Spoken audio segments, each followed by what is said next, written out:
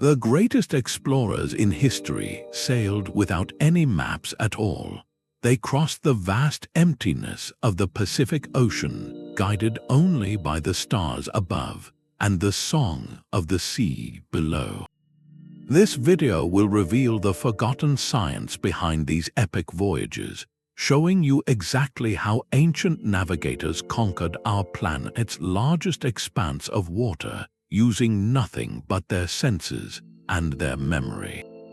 We will decode how they read messages in the waves, followed highways written in the stars, and used the flight of a bird as a compass.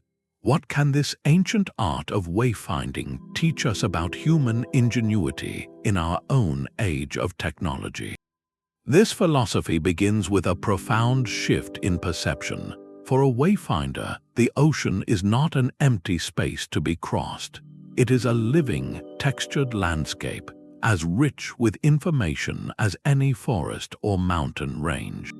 The word navigation implies a destination, a point on a map you are trying to reach. Wayfinding is something else entirely. It is the art of knowing where you are at every single moment, of being in constant, conscious conversation with the world around you. This is not a metaphor, it is a practical, learned reality. A master navigator does not simply look at the ocean, they listen to it, they feel its rhythms in their bones. They can close their eyes and sense the subtle shifts in the swell rolling beneath the hull, knowing whether that energy originated from a storm 1,000 miles away or from the steady trade winds pushing against a distant chain of islands. Every piece of this knowledge was woven into the fabric of culture. It was not written in books but encoded in chants that mapped the stars, in stories that carried the names and characteristics of countless islands, and in intricate star compasses carved into wood or drawn in the sand. These were not tools for a lone genius. They were the shared inheritance of a community, meticulously preserved and passed from teacher to student over generations. The individuals entrusted with this sacred knowledge, known in some cultures as PWO, were more than just captains. They were living libraries, human supercomputers who held entire mental atlases of the Pacific in their minds. Their training was a lifetime's work, a rigorous discipline of memory and observation that began in childhood. They learned to see patterns where others saw chaos, to find direction in the drift of clouds and the behavior of birds. This deep, embodied wisdom did something extraordinary. It collapsed distance. The vast, intimidating blue wilderness that early European explorers feared as a void was, for these Pacific cultures, a familiar network of pathways. It was a highway connecting tiny dots of land across thousands of miles of open sea. They did not stumble upon islands by accident. They sailed to them with purpose, guided by a system so complete it turned the greatest ocean on Earth into a navigable home. To understand how they did it, we must now look at the specific signs they read, starting with the most constant guides available in a world without landmarks, the stars themselves. The night sky was not a mystery to these navigators, it was their map, but this was no ordinary chart with lines and labels. Their primary tool was a masterpiece of memory and observation, a mental construct known as the star compass. Imagine the entire horizon as a great circle surrounding your canoe. Now divide that circle into 32 equal segments, like slices of a pie. Each of these segments is a house, a directional bearing named for a specific star or constellation that rises or sets within it. This is not a physical object you hold in your hand. It is a living, three-dimensional model built inside the navigator's mind, calibrated to the rhythm of the Earth itself. A master wayfinder would know, for instance, that the brilliant star Hokule'a, what we call Arcturus, always rose in one particular house when viewed from their home island. If they wanted to sail to an island that lay in the direction of that star's rising point, they would simply keep their canoe aligned so that Hokule'a continued to appear in that same slice of horizon night after night. But the sky moves, As the night progresses, stars arc across the heavens and eventually set in a different house on the opposite side of the compass. So the navigator's work is constant. They might start the night steering by the rising point of a star, then shift their reference to another star that is now high overhead, and finally end the watch by aligning with the setting point of a third. It is a continuous, graceful dance of observation and correction, using the entire vault of the cosmos as a guide. This knowledge went far beyond simple star names. It was an encyclopedic understanding of celestial mechanics. They knew how the star paths changed with the seasons, how certain constellations would only appear in specific months, signaling the right time to make a particular voyage. They understood that as they sailed north or south, the altitude of the stars would change, telling them their latitude. Their star compass was dynamic, adjusting in real time to their movement across the ocean. This mental map was so precise, so deeply ingrained, that a navigator could hold a steady course for weeks under overcast skies, dead reckoning their position based on the memory of the stars' movements alone. Yet the sun eventually rises and the stars fade from view. This was not a problem for the wayfinder, because their education in reading the world did not end with the night. The ocean itself provided a second, equally reliable map, written in the language of swells and waves. The stars provided the grand architecture, but the ocean offered its own living, breathing compass. When clouds veiled the night sky, a master navigator did not panic. They simply shifted their senses, tuning into a different frequency of information, the deep, rhythmic pulse of the ocean swells.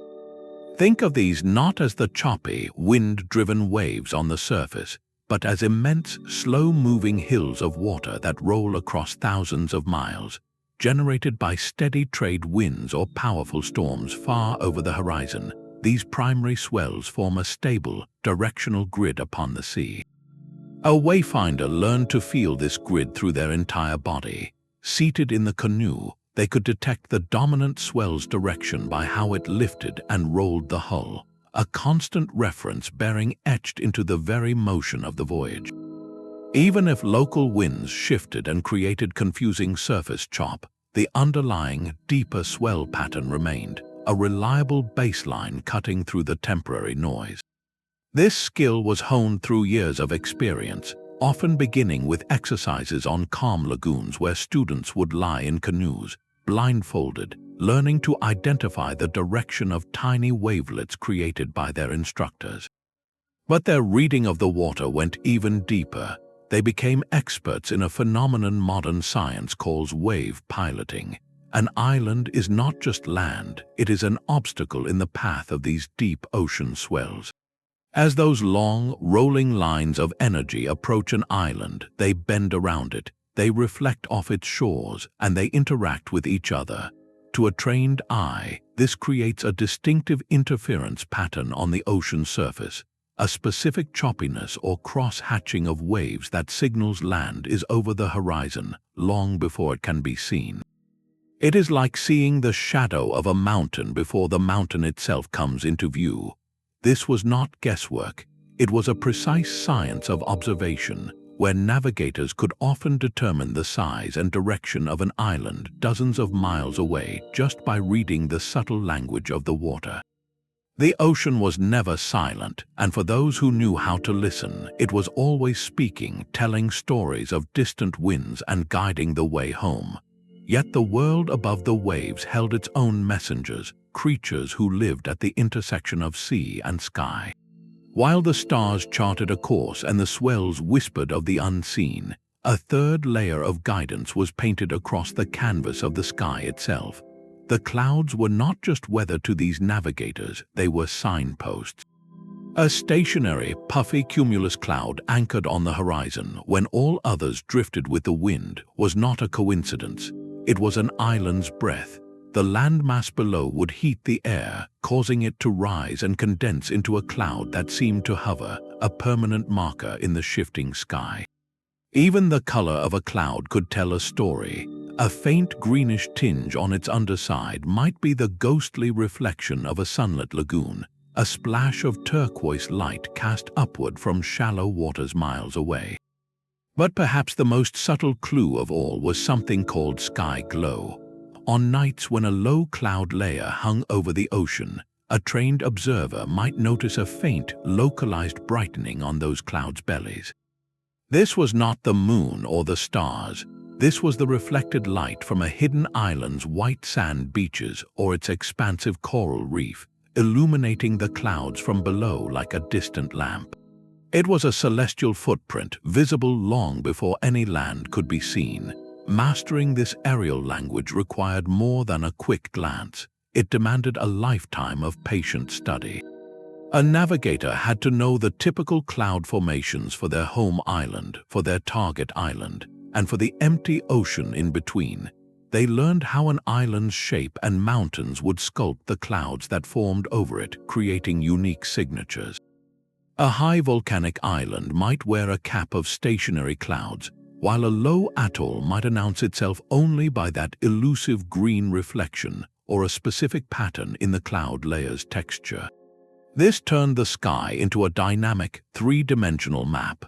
The navigator was now synthesizing data from three realms: the fixed stars of the celestial sphere, the rolling grid of the ocean swells, and the drifting, land-responsive canvas of the atmosphere. Their mind became a fusion engine, constantly cross-referencing these streams of information to pinpoint a location in a featureless blue universe. Yet, even with the sky as a guide, the most direct messengers often had wings. The sky and the sea offered their guidance, but the final messengers were the birds themselves. In the vast blue, any sign of life is a profound event, and for the wayfinder, birds were not just wildlife, they were living compasses and biological rangerfinders. Their behavior was a direct, readable signal of the unseen landscape. Take the white tern, a graceful, pale bird common across the Pacific. It has a simple, predictable rhythm. It spends its days flying far out to sea to fish in the rich open waters. But as evening approaches, it faces a non-negotiable necessity. It must return to land to roost, to rest on solid ground for the night. This single fact transformed the bird into a perfect directional beacon. A navigator observing the steady, purposeful flight of these terns at dusk, all streaming in one consistent direction, received a clear arrow pointing toward their island home. The same principle worked in reverse at dawn, watching the birds depart from that same invisible point on the horizon to begin their day's fishing. It was a daily, reliable commute, and the navigator simply had to join the traffic. This avian intelligence system was beautifully layered. Different bird species had different operational ranges, creating a natural distance scale etched into the ecology of the ocean. Some birds, like certain noddy terns, are coastal huggers. They rarely venture more than 20 or 30 miles from their island. Spotting one of these short-range flyers was an electrifying moment for a crew. It meant that land was not just a possibility, it was imminent, likely just over the visible horizon. Other species, however, were the ocean's long-haul pilots. The great frigate bird, with its immense wingspan, can range over 100 miles from any shore. Seeing a frigate bird did not bring the same immediate promise of land, but it was still a crucial piece of data. It told the navigator that they were within the broader theater of an island's influence, that they were on the right map, but that the final destination might still be a day or more of sailing ahead. By knowing the flight radius of a dozen different species, a master wayfinder could effectively triangulate their position. A short-range bird said you were here in the immediate vicinity. A long-range bird said you were within this wider zone. The absence of certain birds altogether spoke volumes, indicating the profound emptiness of the deep ocean between island groups. This was not casual bird watching. It was a sophisticated science of observation, turning the natural habits of winged creatures into a precise navigational grid. The birds became partners in the voyage. their innate behaviors woven seamlessly into the human art of finding a way. Yet all this external knowledge, the stars, the swells, the clouds, and the birds, would be useless without the most critical instrument of all, the one that resided not in the world, but within the navigator's own mind. When daylight washed the stars away, the navigator's primary reference did not vanish. It simply changed form, becoming a single, brilliant point of fire tracing its arc across the sky. The sun was far more than a source of light and warmth. It was a dynamic compass, a clock, and a seasonal calendar all in one. Its path was a story they had memorized from a lifetime of observation on land, long before they ever set sail. They knew that the sun did not rise and set in the same place every day. Over the course of a year, it migrated like a slow pendulum, moving north along the horizon to a farthest point at the summer solstice, then swinging back south to its winter extreme. This meant a navigator from, say, the Caroline Islands knew that in a certain season, the sun would rise directly behind a specific mountain peak on their home island. If they were sailing toward an island that lay in that same solar path, their task during the day was beautifully simple: keep the rising sun at that same relative bearing off the bow of the canoe. They were essentially sailing down a solar highway paved with light, but the sun offered even more precise information. Its highest point at noon, the zenith, was a powerful latitudinal tool. Imagine you are on a voyage, and at the exact moment of local noon, the sun is directly overhead, casting no shadow at all. You are standing at what navigators call the sun's zenith point. If you knew from oral tradition that a specific, treasured atoll also experienced the sun directly overhead on that same calendar day, you had just received a stunning piece of data. You knew your latitude matched that of your target island. You were on the same east-west line across the Pacific. The challenge then became one of longitude, of sailing east or west along that solar line until other signs, the birds, the clouds, the swells, announced the island's presence. Even without a zenith event, they used the sun's angle constantly. They observed the length and direction of shadows cast on the canoe's deck or across their own arms. A shadow falling directly north in the morning told them they were facing east. The harsh, specific glare of the afternoon sun on the water created a path of light that could be used to hold a steady westerly course. This solar knowledge was never used in isolation. It was woven together with an intimate understanding of the wind. They planned entire voyages around the seasons, waiting for the predictable shift of the trade winds that would provide a steady, favorable push toward their destination. The sun gave them the map, but the wind would provide the engine. To harness that engine, they needed to become masters of a force that was invisible, unpredictable, and utterly essential. The wind was not just a force to be harnessed, it was a language to be understood. For a master wayfinder, the feel of the breeze on their skin was as informative as a glance at a modern instrument panel. They possessed an extensive oral library of wind lore, a deep, predictive understanding of the Pacific's great atmospheric rhythms. The most famous of these were the steady trade winds, known in many cultures as the easterlies. These were the reliable engines of exploration, a consistent breath from the east that could carry a canoe westward for thousands of miles. But a navigator's knowledge went far beyond simply knowing the prevailing direction. They understood the seasonal dance, the subtle shifts when the trades might weaken or reverse, signaling the time for a return voyage eastward.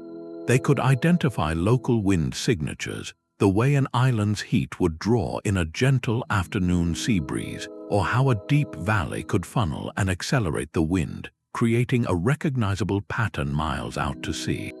By feeling the wind's direction, its strength, its temperature, and even its smell, a navigator could deduce astonishing details. A sudden warmth or a faint scent of land, of flowers or moist earth, carried on the air could announce an island's presence long before it was seen. A change in the wind's texture, a shift from a steady flow to a confused, choppy pattern, might indicate they were entering the turbulent wake of a distant storm or the wind shadow of a large landmass. This sensory data was not guesswork, it was codified knowledge, meticulously preserved and passed down. It was encoded in chants and stories that described which winds would blow from which stars at different times of the year. A specific chant might name the wind that accompanies the rising of the Pleiades in November, a wind perfect for launching a voyage to a particular island group. This created a predictive model for the entire voyage, from timing to route selection. A master navigator did not just react to the weather, they planned for it. They consulted this mental almanac to choose a departure date when the winds and currents would be most favorable, ensuring they sailed with the ocean's breath at their back, not fighting against it. This profound connection turned the voyage from a battle into a collaboration with the natural world. Yet, with all these methods, from the stars to the swells to the very wind itself, one profound question remains. How did a single human mind hold and process such an immense, flowing tapestry of information in real time for weeks on end without a single written note? The ocean's palette held secrets as vivid as any star chart. Beyond the feel of the swells and the direction of the wind, a master navigator learned to read the very color and clarity of the sea, a skill that transformed the water itself into a luminous, changing map. This was not a vague impression, but a precise environmental science. In the profound depths of the open Pacific, far from any land, seawater absorbs most wavelengths of sunlight, leaving only the deepest, purest indigo blue to reflect back. That intense, dark blue was the navigator's baseline, the signature of the empty, abyssal plain thousands of feet below. But as a canoe sailed into the sphere of influence of an island, that color would begin to tell a new story. Over a shallow coral reef or a sandy lagoon, sunlight penetrates to the bottom and reflects back up, washing the water with brilliant bands of turquoise, emerald, or pale green. This was not something you saw only when you were upon it. From many miles out, a trained eye could detect the faint, glowing loom of a distant lagoon, a subtle brightening on the horizon that appeared like a smudge of light against the darker ocean blue. It was the island announcing its presence through the medium of light itself. The navigator's eye became so calibrated to these shifts that they could often judge the depth and composition of the seafloor just from its hue. A milky, light blue might indicate a broad, sandy shelf, while a darker, patchy green could signal the intricate coral gardens of a thriving reef. This knowledge was critical, not just for finding an island, but for approaching it safely, identifying the best channels for landing their vessels through the treacherous surrounding reefs. But color was only half the story. The clarity of the water spoke with its own voice. In the crystal-clear open ocean, you might see dozens of feet down. But water carrying the fine silt of a river plume, or rich with nutrients washed from the forested slopes of a high volcanic island, takes on a different character. It can become cloudy, greenish, or brownish, especially after heavy rains. A navigator sailing in the region of, say, New Guinea or the large islands of Melanesia would watch for these changes in transparency. A sudden decrease in clarity, a murkiness spreading into the clear blue, was a powerful signal. It meant they were entering the hydrological shadow of a major landmass where rivers and runoff painted the sea for miles offshore. This method required more than a casual glance. It demanded a lifetime of comparative observation, a mental library built by watching the sea's infinite palette shift across thousands of miles of voyage. A navigator had to know the specific watercolors of their home archipelago, the characteristic blues of the deep passages between island groups, and the unique turquoise signature of their target atoll. They were reading a landscape written in light and sediment, a final, beautiful layer of confirmation that they were exactly where their knowledge said they should be. With the stars above, the swells below, the clouds and birds between, and now the very color of the sea, the Wayfinder was enveloped in a constant stream of navigational data. But this raises a fascinating and practical question. On a long voyage under overcast skies with no visible land or color changes, how did they maintain their mental map? How did they keep track of their position in a featureless world day after day without ever losing their way? Even the smallest fragment floating on the water could speak volumes.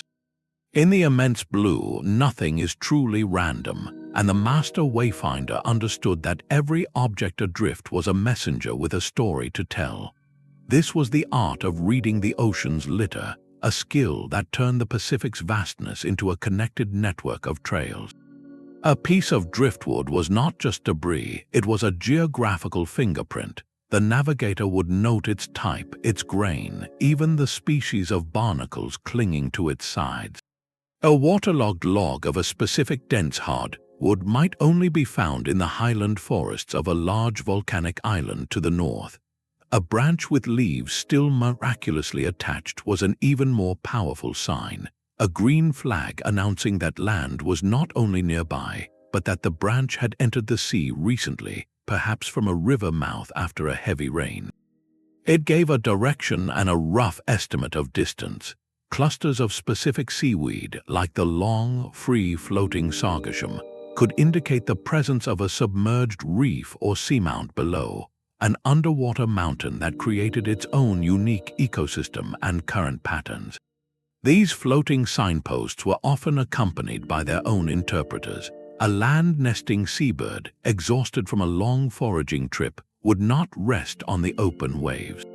It would seek out a floating log or a dense mat of seaweed as a temporary perch. So, spotting a bird resting on a piece of driftwood performed a double duty. It confirmed the bird's need for a roost, hinting at a distant home, and it validated the debris itself as a genuine piece of a terrestrial world, not just ocean flotsam. But perhaps the most subtle clue of all was one that could not be seen, only sensed. An experienced navigator standing at the bow with eyes closed would breathe deeply. The ocean has its own clean, salty scent, but riding on the wind could come something entirely different. A fleeting perfume of pandanus flowers from a low-lying atoll, the faint, earthy smell of wet soil from a mountainous island after a shower, or even the distant, acrid hint of wood smoke from a village fire. These olfactory whispers were the most delicate and thrilling of confirmations. They meant the island was so close that its very essence was carried on the air, a sensory promise of landfall. None of these clues, the wood, the weed, the scent, were used in isolation. They formed a web of corroborating evidence. A navigator, after days of dead reckoning under cloudy skies, might begin to feel the gnawing uncertainty of doubt. Then they would spot a familiar type of branch floating by, see a particular bird circle overhead, and catch a faint, recognizable scent on the breeze. In that moment, the abstract calculations in their mind snapped into concrete reality. The mental map was confirmed. The ocean itself was nodding in agreement, telling them, yes, you are exactly where you think you are. This renewed confidence was as vital as any technical skill, the psychological fuel that powered the final push toward a landfall, still hidden beyond the curve of the world. With every sense engaged, from sight to smell to touch, the navigator was in constant dialogue with their environment, a conversation where even silence and emptiness held meaning. This mental map was never static. It was a living calculation, updated with every passing moment. At the heart of the entire voyage lay a relentless intellectual discipline, the ancient art of dead reckoning. This was not a backup plan. It was the essential framework upon which all other signs were hung. Imagine holding the image of your home island clearly in your mind, and over it, you superimpose the image of your target island. The line connecting them is your intended course. Now, from the very first moment your canoe leaves the reef, you begin to plot your movement along that invisible line in your mind's eye. You are the needle and you are constantly drawing the thread behind you. How did they do this without clocks or speedometers? They became the instruments themselves. A master navigator could feel the canoe's speed through the water by the sound of the hull slicing the sea, the rush of the wake, and the tension on the sail. They estimated time by the natural rhythms of the world around them, the duration of a star's journey from one house of their compass to the next, or by the feeling of a specific chant sung from beginning to end. They noted every change, every tack against the wind, every shift in current. Each of these variables, speed, direction, and time, was a number fed into a continuous equation running in their head. A single error in estimation, a miscalculation of a current's push or a night's progress, would not simply be a minor mistake. It would compound day after day, like a tiny crack in a foundation that slowly widens until the entire mental structure is dangerously off course. This is why the concentration required was superhuman. For weeks, through fatigue and storm and calm, the navigator could never let that internal model lapse.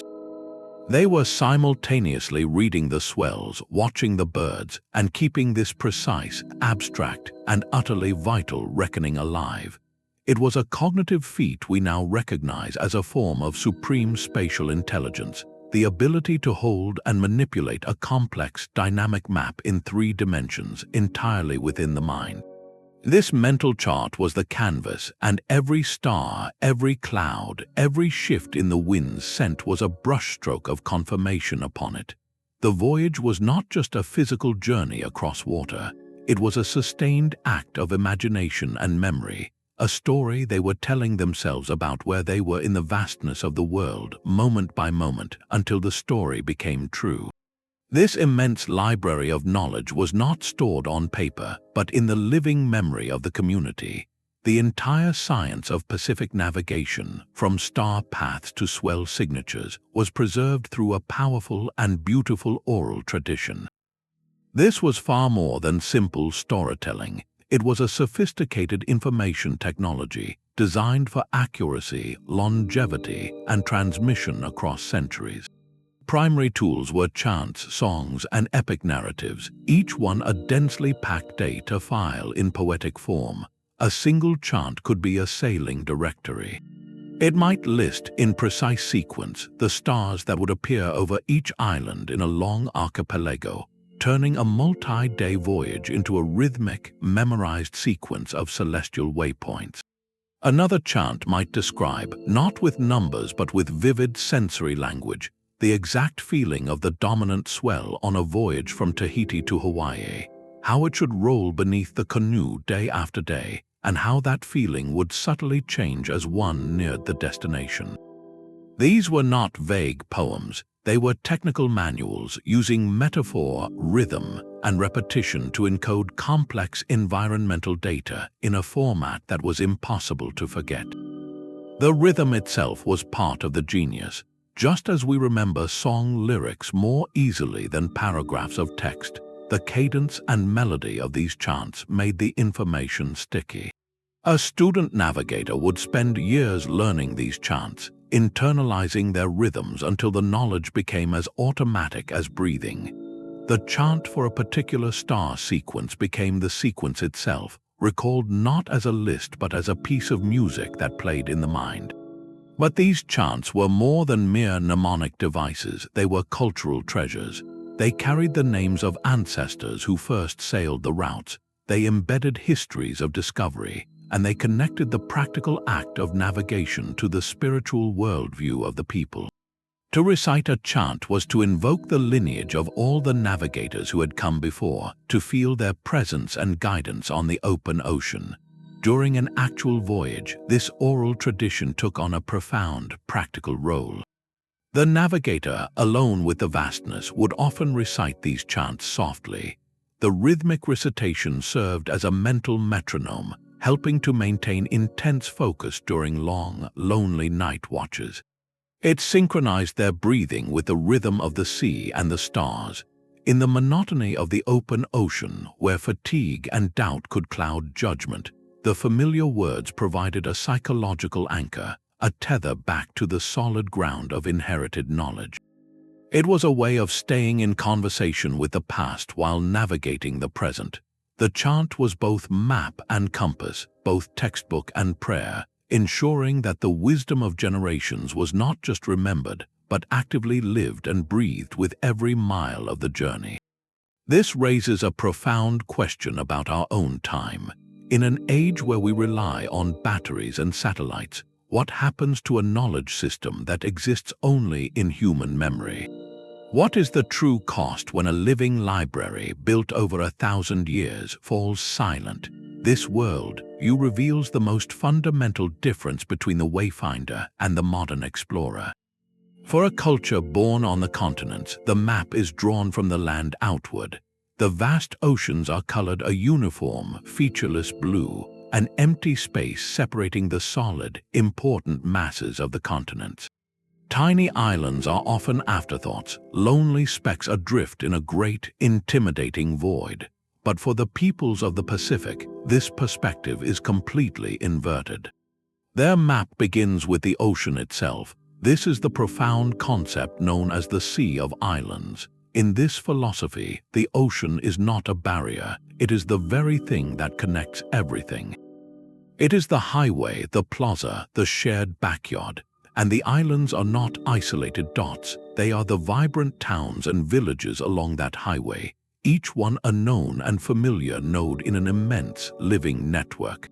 Imagine your own neighborhood. You know not just your house, but how it relates to the park, to the market, to your friend's home down the street. You understand the routes between them, which streets are quickest, where the big tree stands as a landmark. The Pacific navigator held this exact same intimate, relational knowledge, but scaled to the size of an ocean. Their mental map was not a chart of points, but a web of relationships. They knew that from the island of Raiatea, the star called Sirius rose directly over the pass leading to Tahiti. They knew that the golden plover, a migratory bird, would always appear in the skies near the Marquesas at a certain time of year, signaling a seasonal pathway. They understood that a specific, long-period swell, rolling up from the southeast, would feel one way when you were in the open channel between Tonga and Fiji, and would subtly refract and change as you entered the lee of Samoa. Every island existed in a context defined by its connections to others. This meant a navigator was never truly lost in an emptiness. Even in the middle of the deepest blue, with no land in sight for 1,000 miles in any direction, they knew their place within the web. They could feel, through the swell and the stars, which corridor of the ocean they were sailing through, which street they were on. Are we in the swell corridor that leads from the Solomons to Vanuatu, or the one that runs from the Carolines to the Marshalls? The environmental clues told them. This relational geography had a powerful psychological effect. It transformed exploration from a terrifying leap into the unknown into a logical extension of the known. When a navigator set out to find a new island, perhaps one mentioned in an old story or hinted at by an unusual piece of driftwood, they did not sail into a void. They sailed out from the edge of their known web, using all their skills to read the new patterns of this unfamiliar neighborhood, always maintaining their connection back to the last known point. And when they found that new land, they did not simply drop a pin on a blank space. They immediately began weaving it into the existing tapestry. What star rises here? What birds live here? How do the swells bend around its shores? This new island now had a relationship with all the others, becoming a new named node in the expanding network. The Sea of Islands was not a fixed territory with borders. It was an ever-growing constellation of known places and pathways, a universe they could navigate because they understood, deep in their bones, that everything within it was connected. But this entire intellectual and sensory system would be powerless without a vessel capable of carrying it across thousands of miles of open ocean. The voyaging canoe, known as the Hokule'a, was far more than a boat. It was a technological masterpiece, a living extension of the navigator's own senses. engineered for a single purpose: to be a perfect partner in the art of wayfinding. Its design was a direct response to the demands of non-instrumental navigation. Take the iconic double hull. Two long, slender hulls connected by a strong platform created a vessel of remarkable stability. This wasn't just about safety in rough seas, though it certainly provided that. This stability was a sensory requirement. On a tippy, unstable boat, every wave feels like a chaotic jolt. But on the steady platform of the Hokule'a, the navigator could feel the deep, directional swells with exquisite clarity. The canoe became a sensitive seismograph, registering the ocean's pulse without the distracting noise of excessive roll or pitch. The navigator, often standing or seated on a small, open platform between the hulls, was positioned at the very center of this instrument. From this vantage, they had a complete 360-degree view of the horizon, an unobstructed canvas to watch the rising and setting of stars, the formation of clouds, and the flight patterns of distant birds. They could see the color of the water ahead and behind, and feel the slightest shift in the wind on their cheeks from any direction. The vessel itself was also designed for predictable performance, a critical factor for dead reckoning.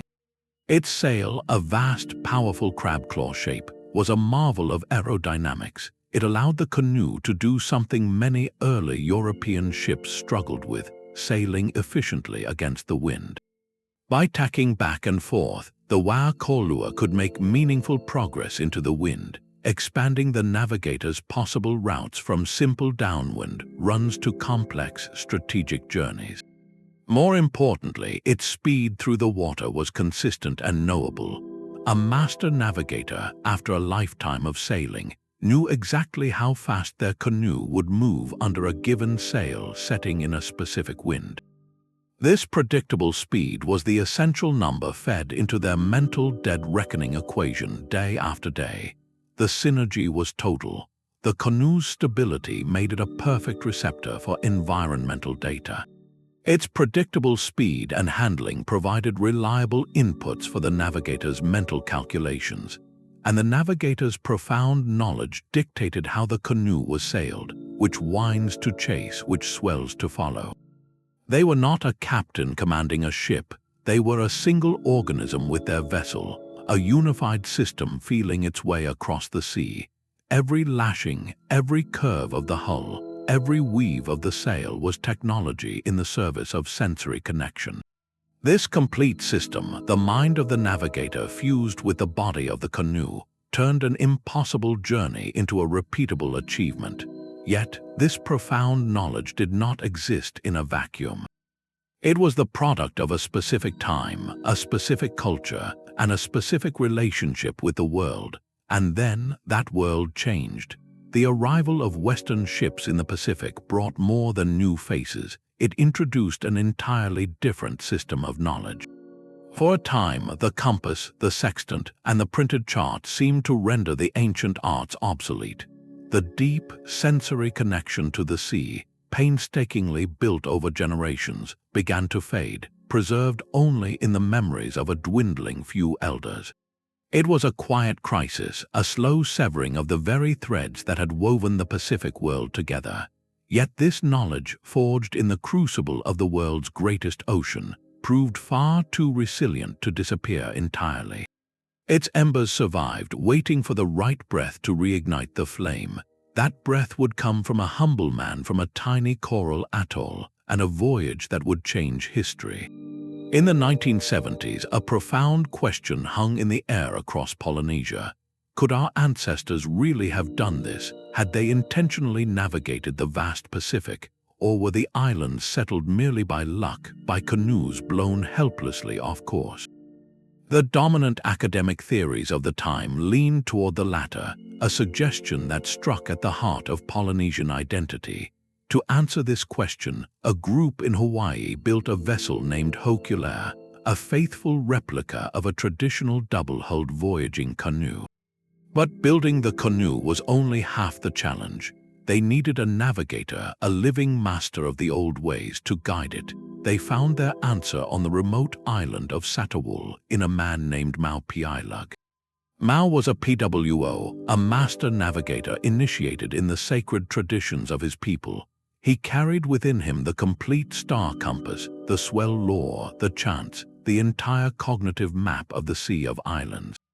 In 1976, with Mau as the navigator, Hokule'a set sail from Hawaii for Tahiti, a journey of over 2,500 miles across open ocean. No compass, no sextant, no charts, no radio. The world watched and many doubted. For 33 days Mau stood his watch. He read the stars as they wheeled overhead. He felt the long, rolling swells of the equatorial current. He watched the clouds and the birds. He kept his mental model alive, constantly updating his dead reckoning in a timeless act of concentration. And then, on the horizon, the island of Matava appeared, right where his knowledge said it would be. They had done it. The voyage of Hokule'a was far more than a successful crossing. It was a thunderous declaration of intellectual sovereignty. It proved beyond any doubt that the settlement of the Pacific was no accident, but a triumph of human ingenuity, a deliberate expansion guided by supreme skill.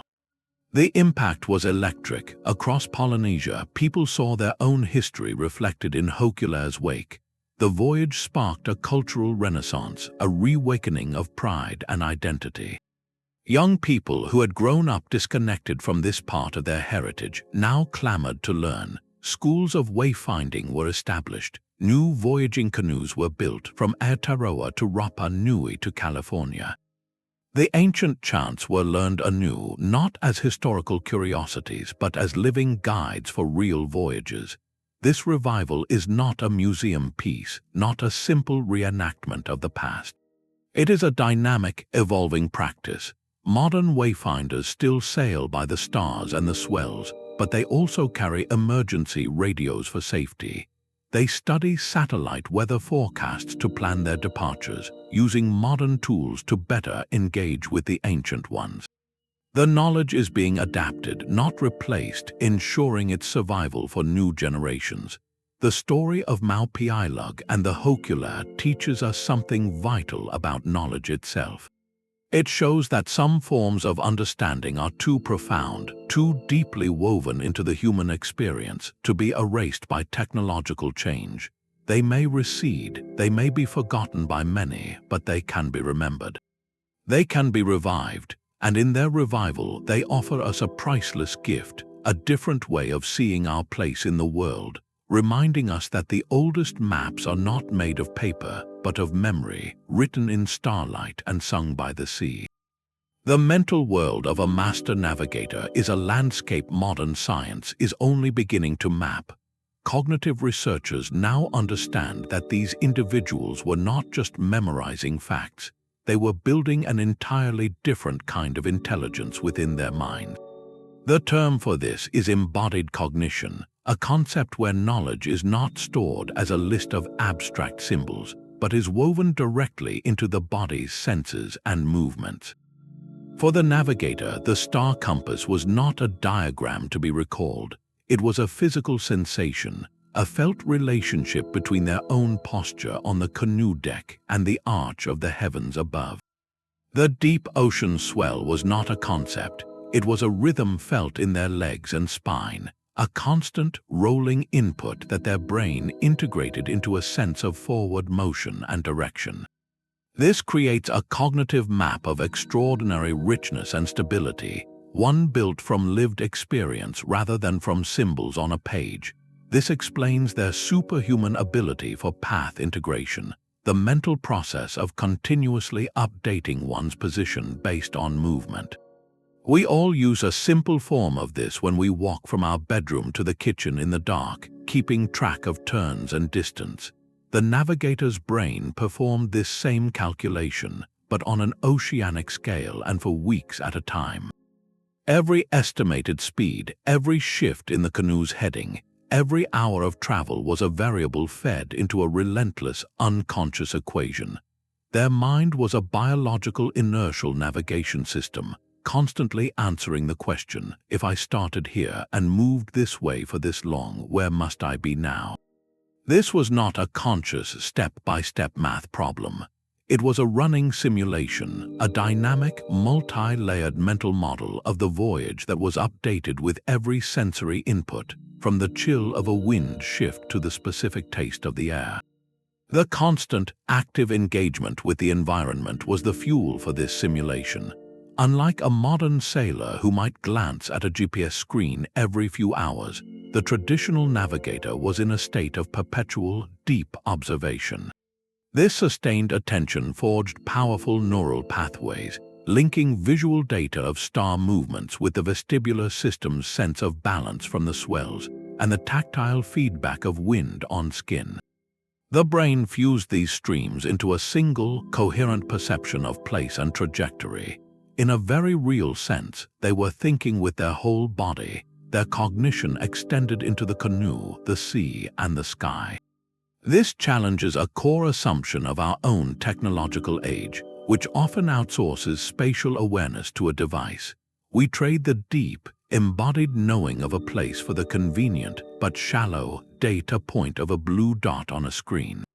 Understanding this cognitive architecture reframes wayfinding from a mysterious art into a demonstrably sophisticated intellectual tradition.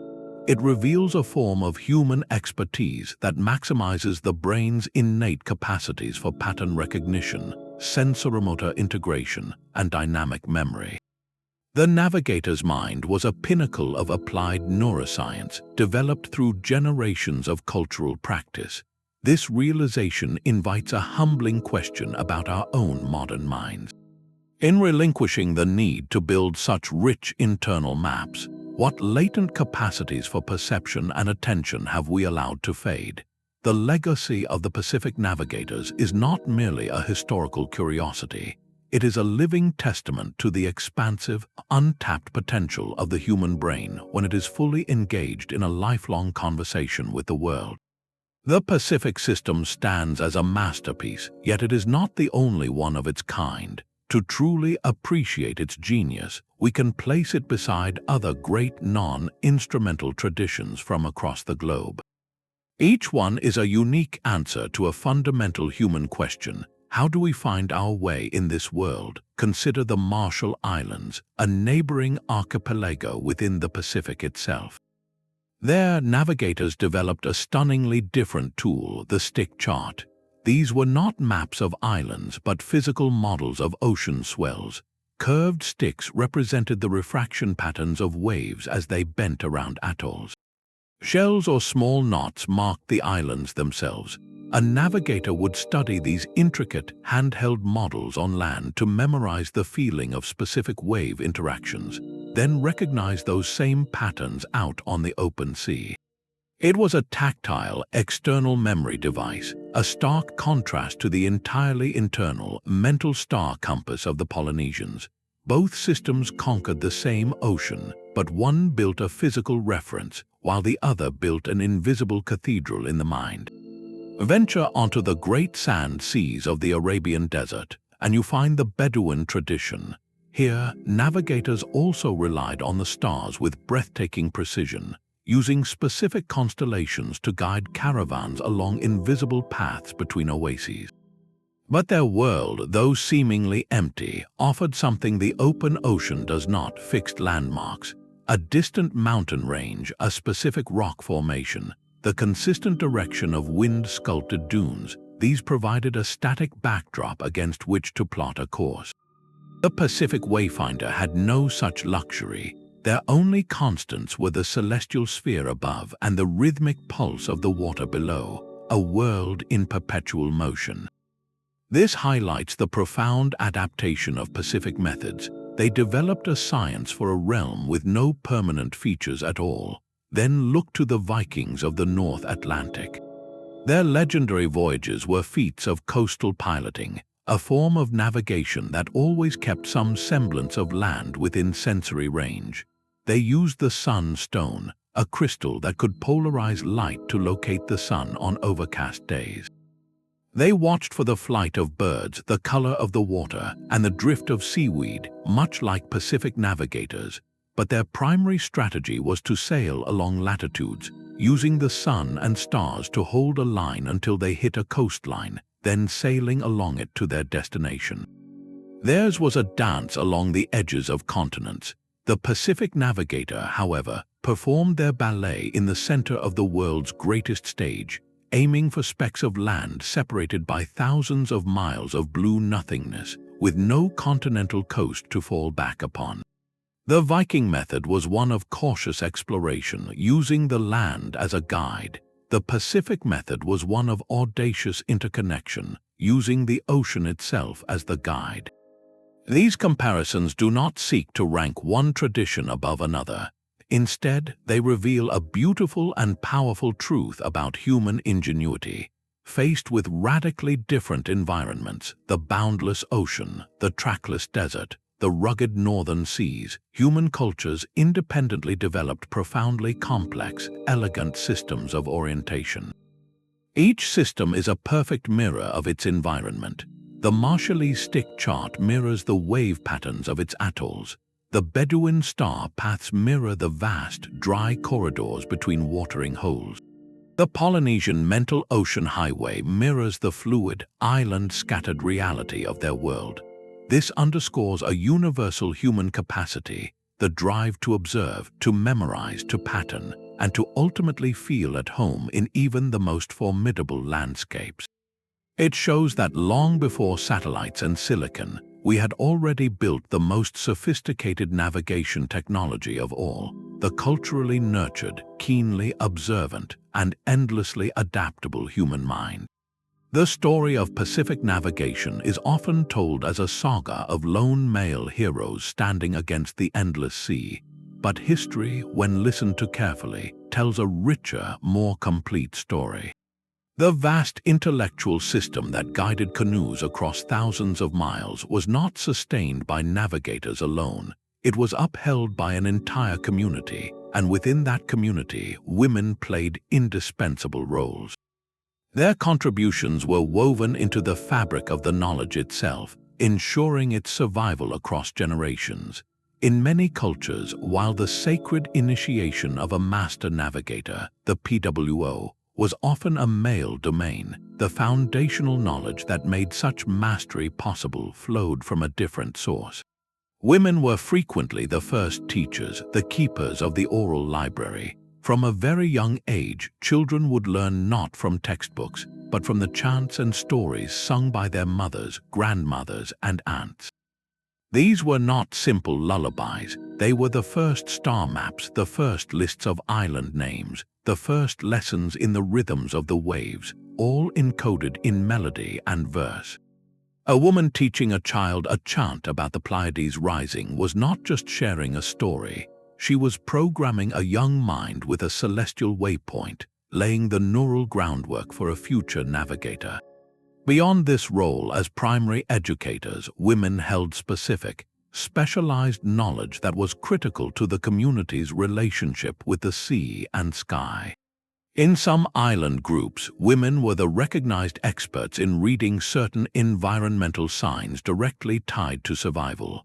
They might be the keepers of lore concerning the stars that signaled the arrival of specific fish, or the cloud formations that predicted weather patterns optimal for planting or harvesting.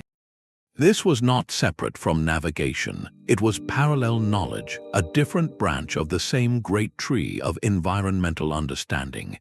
A woman's deep familiarity with the lunar calendar for planting taro, for instance, relied on the same acute observation of celestial cycles that a navigator used to time a voyage.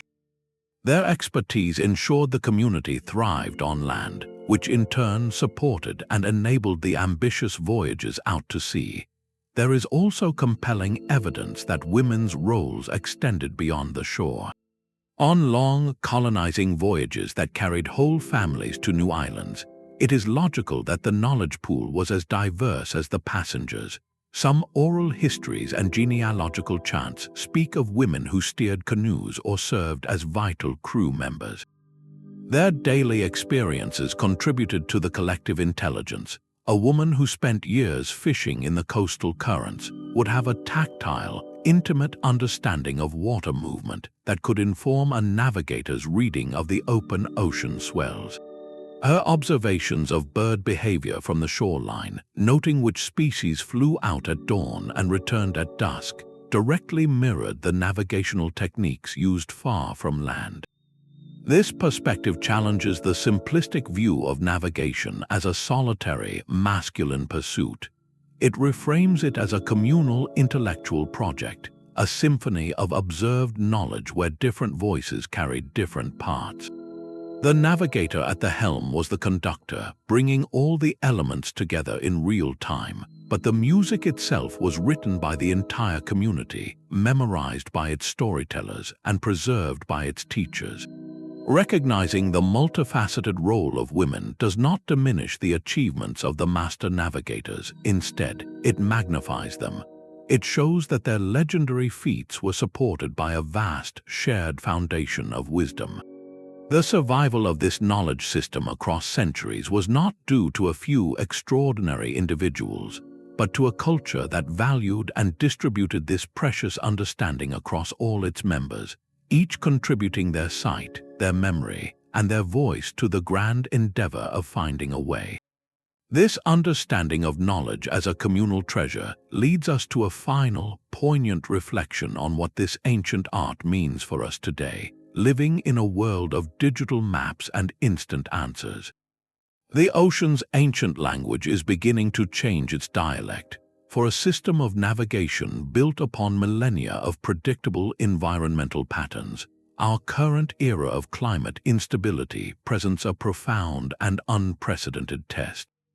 The very cues that guided countless generations are now shifting beneath the feet and sails of modern wayfinders, forcing them to become not just masters of an old art, but interpreters of a new and uncertain reality.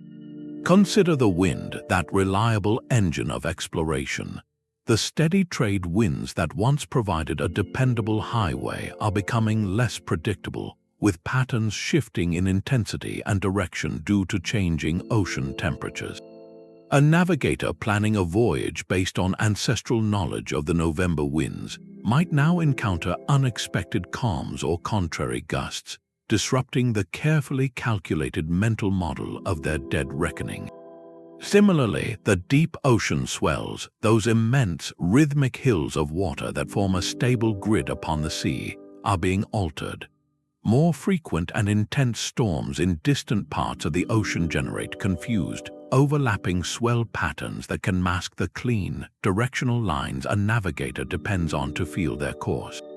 It is as if the very lines on their mental map are being redrawn by a restless hand. The messengers of the sky and sea are also changing their behavior. Bird migration routes, finely tuned over eons, are shifting as ocean temperatures and food sources relocate. A seabird species that once reliably indicated land within 50 miles might now be found 100 miles out to sea or not appear at all, sending potentially misleading signals to a navigator relying on this biological rangefinder. Increased cloud cover and more volatile weather systems, another hallmark of a warming climate, can veil the stars for nights on end, robbing the navigator of their primary celestial map and placing immense strain on their ability to dead reckon accurately. Even the darkness itself, once a perfect canvas for the star compass, is being polluted.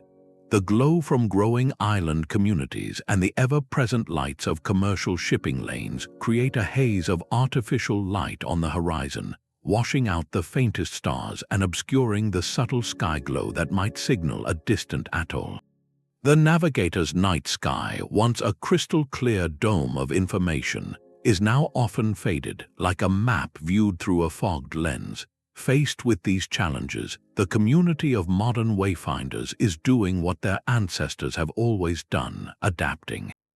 They are becoming keen observers of planetary change, integrating new environmental data into their ancient framework. A navigator today must learn to recognize the new swell patterns, to understand how altered bird behaviors fit into a changed ecosystem, and to pass the star compass through the glare of modern light. This often means combining the old ways with new tools, not for navigation itself, but for planning. They might consult satellite weather forecasts to understand the new rhythms of storms, using that information to choose a safer departure window, then rely entirely on traditional methods once on the water. This adaptive practice turns them into unique sentinels. Their success depends on a stable, conversational relationship with nature, making them among the first to feel, in a deeply intimate way, when that conversation becomes disrupted. When a star path is obscured not by cloud but by smog, or when a swell pattern feels fundamentally unfamiliar, they are experiencing the direct sensory impact of global environmental shifts. This position gives their voice a powerful authority in advocacy. Modern practitioners are often at the forefront of environmental stewardship, arguing for the protection of dark skies, sustainable fishing to preserve seabird populations, and global action on climate change. They do not argue from abstract data alone, but from a place of tangible ancestral loss. They speak of a knowledge system that connects them to their past, and they can point directly to how that connection is fraying due to changes in the wind, the waves, and the stars. Theirs is a plea grounded in 1,000 years of observation, a warning that the patterns which allowed humanity to thrive across the greatest ocean on Earth are becoming unstable. In this way, the art of wayfinding evolves once more. It is no longer just a method for crossing water. It has become a vital lens for understanding our changing world, a reminder that true navigation has always been about listening to the planet, and that our survival, now as then, depends on heeding what it says. The true power of wayfinding may lie not in the past, but in its startling relevance for our present. This ancient art offers more than a historical curiosity. It provides a profound metaphor for navigating the complexities of modern life itself. At its core, wayfinding is not about a destination, but about maintaining a sense of place and direction amid uncertainty. Think of the master navigator standing on the deck of their canoe under a starless sky. They have no GPS signal, no clear landmark, only the subtle feel of a deep ocean swell and the memory of a chant. Their task is to integrate these faint, ambiguous signals into a coherent picture of where they are and where they must go. Is this not the precise challenge of leadership today, or of steering one's own career through a volatile economy? A leader cannot always see the clear path forward. Markets shift, technologies disrupt, and plans become obscured. The Wayfinder's mindset teaches us to navigate these conditions not by waiting for perfect clarity, but by synthesizing multiple, imperfect data streams, trusting in deep foundational knowledge when the immediate view is clouded. This philosophy directly challenges our modern obsession with immediate, constant feedback. We have grown accustomed to the blue dot on the screen, the instant metric, the quarterly report. We feel anxious when that confirmation is delayed or absent. The Wayfinder, however, operates on a different timescale. They understand that true progress is often measured not in minutes, but in days, and that the most important signs are subtle and require patience to interpret. This teaches a vital form of resilience, the capacity to endure periods of doubt and ambiguity, while holding steady to an internal model of where you are headed. It is the antidote to the frantic reactivity that information overload can produce. In our personal lives, this translates to the ability to pursue a long-term goal, whether it's mastering a craft, building a relationship, or improving one's health without needing daily validation. You learn to feel the swell of your own progress, the subtle shifts that indicate you are moving in the right direction, even when the external stars of praise or recognition are not visible. Furthermore, the Wayfinder's genius was always systemic. They never saw their canoe as an isolated object, but as a moving point within a vast, interconnected web of currents, winds, and celestial movements. They understood their position in relation to the whole, This is the essence of contextual thinking, a skill desperately needed in our interconnected world. Whether addressing a business challenge, a community issue, or a personal dilemma, the most effective solutions come from seeing how the various elements influence one another. It is about recognizing that a change in one current, say, a new technology or a social trend, will inevitably create ripple effects elsewhere in the system. The Wayfinder did not fight the ocean, they learned its patterns and worked with them. Similarly, modern problem solving is less about imposing force and more about understanding leverage points within complex systems and navigating them with grace. Perhaps the most personal lesson is the value of intuition honed by experience. We often dismiss intuition as a vague feeling, but for the navigator, it was the culmination of a lifetime of disciplined observation. Their gut feeling about a shift in the wind or the presence of land was not magic. It was the subconscious integration of thousands of data points their conscious mind could no longer track separately. In our own lives, we call this professional instinct or seasoned judgment. It is what allows a skilled teacher to sense a student's unspoken confusion, or an experienced engineer to diagnose a problem before the data fully confirms it. This cultivated intuition is the ultimate filter for the noise of our age. It helps us distinguish the truly significant signal from the endless digital chatter, guiding our attention to what matters. The Wayfinder's journey reminds us that this kind of wisdom cannot be downloaded. It must be earned through sustained, attentive engagement with the world. In the end, their greatest gift to us may be a simple but radical idea, that to find our way, we must first learn to be truly present, to listen deeply, and to trust the map we have drawn within ourselves through a lifetime of paying attention. This living knowledge cannot survive in books or museums alone. It breathes only when passed from one mind to another, a sacred fire that must be kept burning across the generations.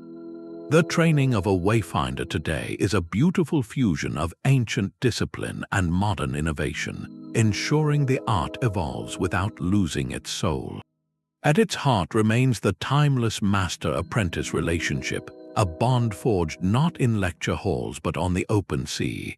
A young student, known as a hapu, begins by doing the simplest tasks, bailing water, tending the sail, learning the rhythm of the canoe through their hands and feet. For years, they absorb knowledge through total immersion. They sail night after night with their teacher, memorizing the star compass not from a diagram, but by watching the master point to the sky, naming each house as it rises. They learn the chants by singing them over and over until the words and their rhythms become a part of their own heartbeat. This is education as embodied experience, where knowledge is earned through sweat, patience, and unwavering attention. The ocean itself is the primary classroom, and the lessons are written in swell patterns and shifting winds. Alongside this deep tradition, a new structure has emerged to support it. Formal schools and community organizations now provide a vital framework. In Hawaii, the Ohana Wā, or canoe family, gathers students of all ages, teaching celestial navigation, canoe building, and ocean science in community centers and on shorelines. In the Solomon Islands, the Wakatomoko project preserves the knowledge of the late paramount chief and navigator Kaloso Kawea, using both hands on sailing and educational outreach. These programs often employ modern tools as bridges to the old ways. Star simulators project the night sky onto a dome, allowing students to practice identifying constellations and tracking their paths during the day. Classroom sessions might cover oceanography, explaining the science behind the swells they feel, or discuss weather patterns using satellite imagery to understand the larger systems they will navigate within. This hybrid model is not a dilution, it is an act of preservation. It creates a supportive community of learners, documents knowledge for future reference, and perhaps most importantly, makes this profound art accessible to young people growing up in a digital world, showing them its relevance and intellectual power. Yet the ultimate goal of this training transcends technical skill. A master does not seek to create a human GPS unit. They are forging a cultural guardian, a person of character. The relentless ocean demands more than a sharp mind. It requires a calm spirit. Students learn humility, understanding that they are not conquerors of the sea but guests within it.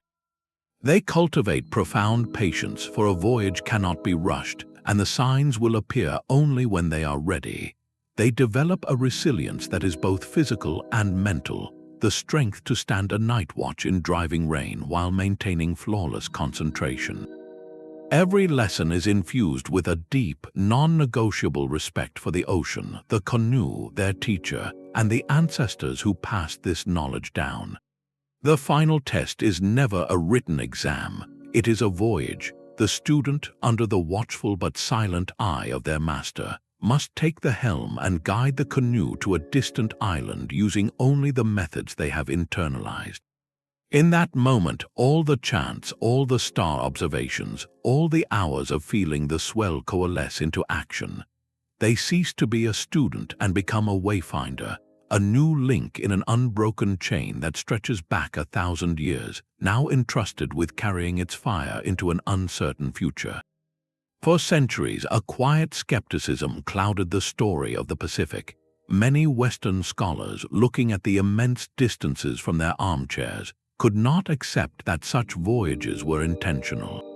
They proposed a simpler, more dismissive theory that the islands were populated by accident, by canoes blown helplessly off course in storms, their occupants mere castaways clinging to survival.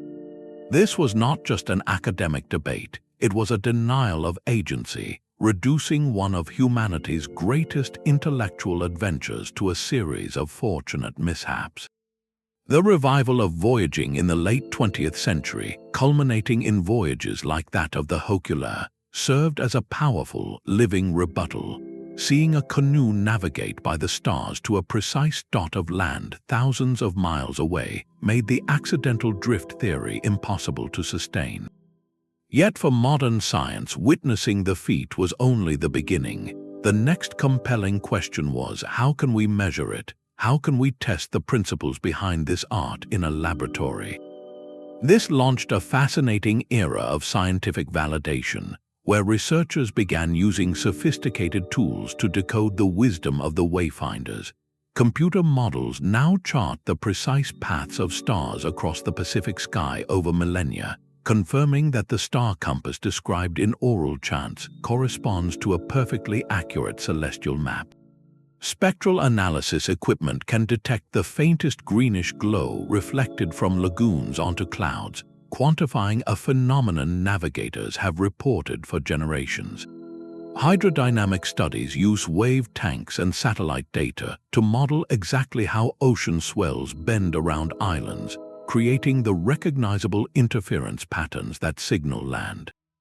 Each experiment does not explain away the mystery. It illuminates the profound empirical precision woven into the tradition. It reveals that the chants were not just poetry, they were technical data sets. The star compass was not a metaphor, it was a rigorous spherical coordinate system. This scientific scrutiny creates a beautiful and respectful dialogue. Western science provides the instruments to measure the signals, while indigenous knowledge provides the map of what signals to look for and how to interpret them. One system validates the other's observations, and together they build a fuller picture of human capability. The journey from dismissal to validation teaches us a humbling lesson about different forms of knowledge. It shows that an absence of written records does not mean an absence of science, and that the most ancient maps are sometimes written in the language of memory, written in starlight, and proven not on paper but on the open sea. The voyage was never merely a physical journey from one point to another. It was a sacred act, a ritual performed in the grandest temple on earth, the open ocean. For the navigator, every swell, every star, every breath of wind was part of a living conversation with forces seen and unseen. They were not just reading the environment, they were communing with it, engaging in a spiritual dialogue with ancestors who had sailed the same star paths and with the gods who personified the sea and sky. This sacred dimension was the unseen current that gave the entire endeavor its deepest meaning and power. Before a canoe ever left the safety of the lagoon, the community would gather.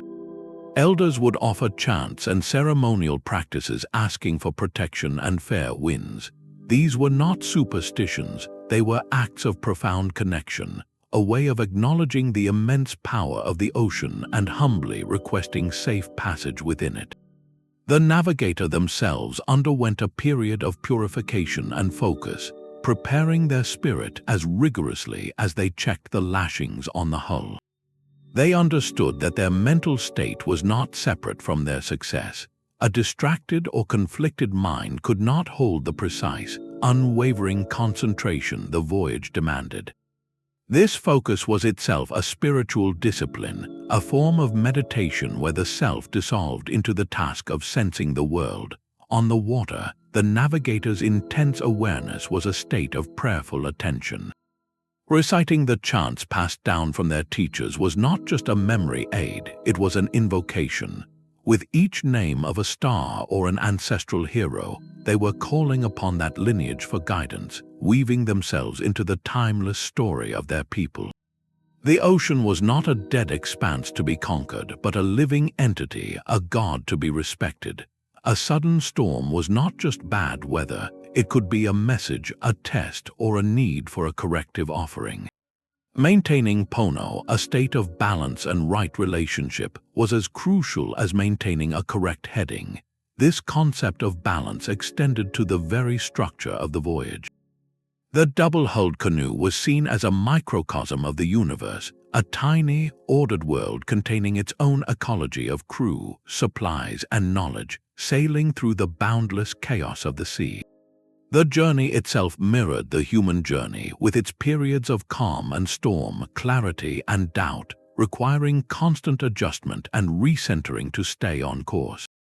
Success was never guaranteed by skill alone. It was earned through humility, respect, and the maintenance of harmony between the human, the vessel, and the immense natural and spiritual forces at play. This holistic philosophy challenges our modern, compartmentalized view of exploration. It tells us that to truly find our way, we must see ourselves not as separate observers charting a neutral world, but as participants in a living, reciprocal relationship with it. The destination was important, but the sacred manner of the journey was what made the arrival meaningful. The true destination of a voyage is often the self it reveals.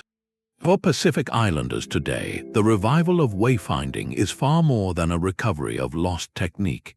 It is a profound reclamation of identity. Each star memorized, each swell recognized, is a stitch mending a cultural fabric torn by colonial narratives that once dismissed these peoples as simple islanders, accidental castaways in their own vast sea. To navigate by the ancient methods now is to actively reject that story, to stand on the deck of a canoe and declare, through action, that your ancestors were not primitive, but were among the greatest explorers and scientists in human history.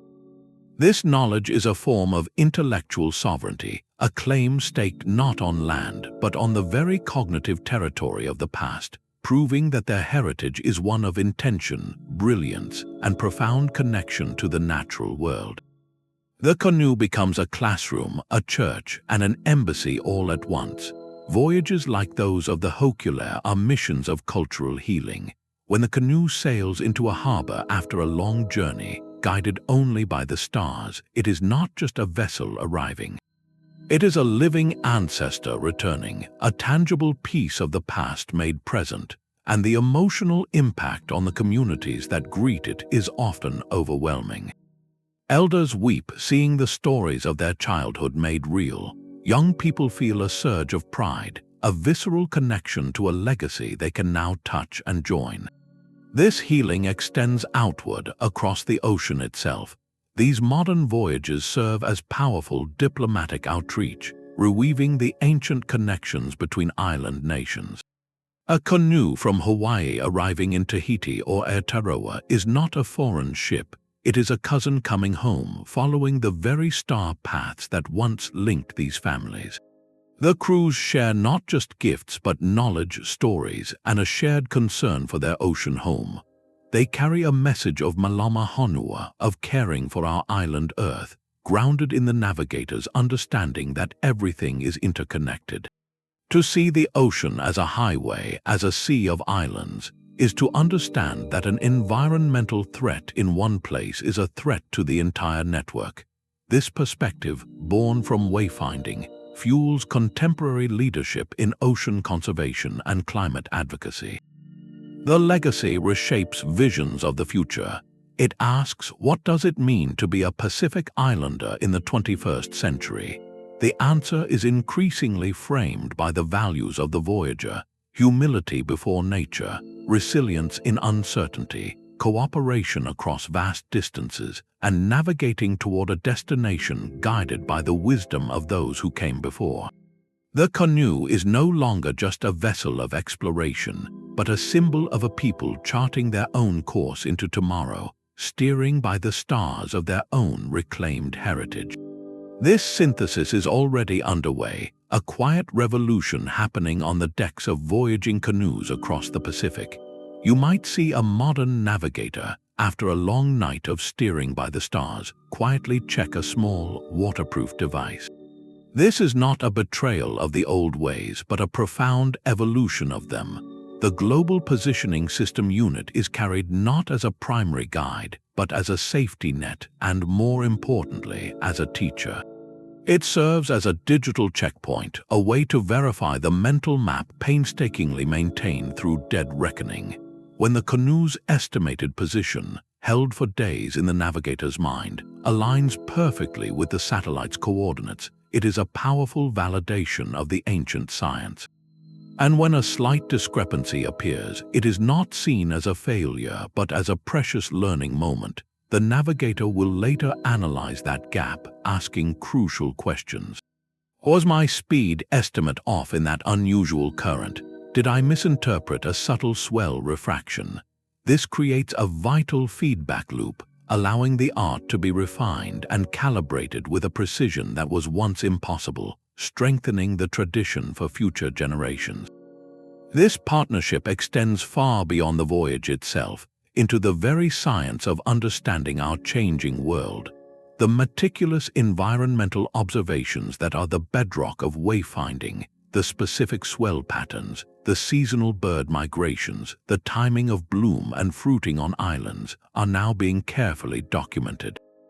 This data, collected over generations but held in memory and story, is being shared with oceanographers and climatologists. A navigator's note that a certain star path now brings rougher seas than in their grandfather's chants is not just an anecdote, it is a qualitative data point about shifting wind patterns.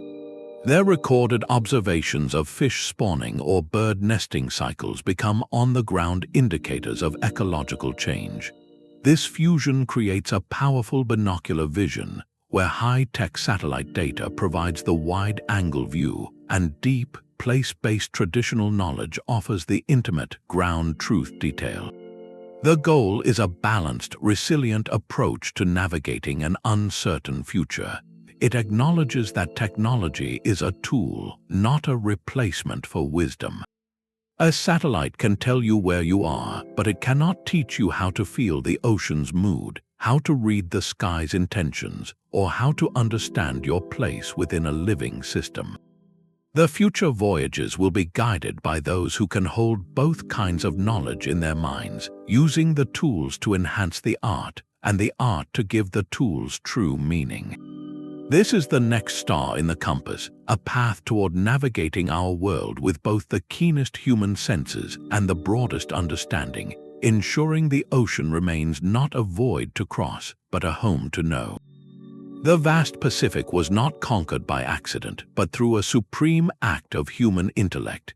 These non-instrumental navigation methods, from the mental star compass to the reading of ocean swells, form a monument not of stone, but of observation, memory, and profound courage. They reveal a science of the sea, meticulously built over generations, that stands shoulder to shoulder with any modern technology. It is a science born not in laboratories, but from an intimate, lifelong conversation with the wind, the waves, and the stars. This legacy forces us to reconsider a dangerous assumption, the idea that what came before our digital age was somehow primitive. There is nothing primitive about holding a perfect, dynamic map of the ocean in your mind for weeks on end. There is nothing simple about a culture that could encode complex physics and astronomy into rhythmic chants and pass them down flawlessly for centuries. This is a sophistication of a different kind, one woven from deep attentiveness and a relational understanding of the world. As we navigate our own modern voyages through personal challenges and a rapidly changing planet, the Wayfinder's lessons resonate with startling clarity. They teach us to read the subtle signs others miss, to trust in wisdom accumulated over the long term, and to maintain our orientation even when the immediate path is clouded. They remind us that the most reliable compass may not point north, but inward, to the maps we build through patient observation and respect for the systems that sustain us. We would love to hear your reflections on this incredible human achievement. What aspect of this ancient science resonates most with you? Share your thoughts in the comments below. Thank you for joining this journey across the great ocean of history. For more explorations into humanity's greatest mysteries, be sure to subscribe.